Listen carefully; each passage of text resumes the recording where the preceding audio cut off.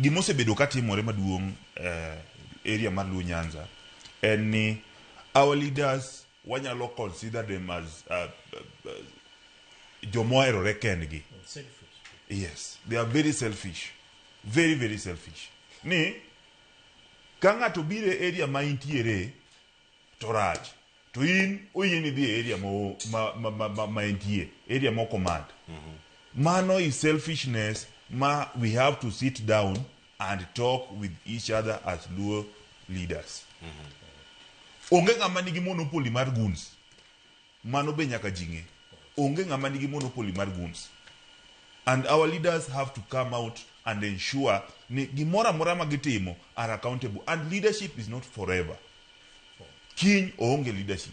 Iroka previous rallies moko be iroka ngato wacho ni kuoneno lepgi to yiechgi. Ineno.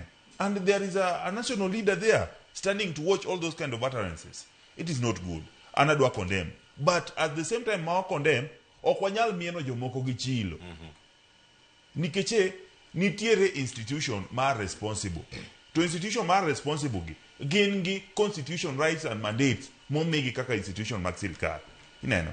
Omiyo an adwa support wach mar ni waket institutions wa work. That is number one. Number two, leaders who should see politics beyond today. Politics and gima bubedo, but leadership and gima transitional. Ineno. Omiyo wan kaka joluo, oningo beni waluongre mkutano, wapenjre ni, where are we headed post Raila's death? Where are we headed post Raila's death? To tuagni jobage mobede. Tuagni all the leaders. Leaders mama kuwe makalakalagi. All the leaders. Mawe makalakalagi mabergi. All the leaders. We are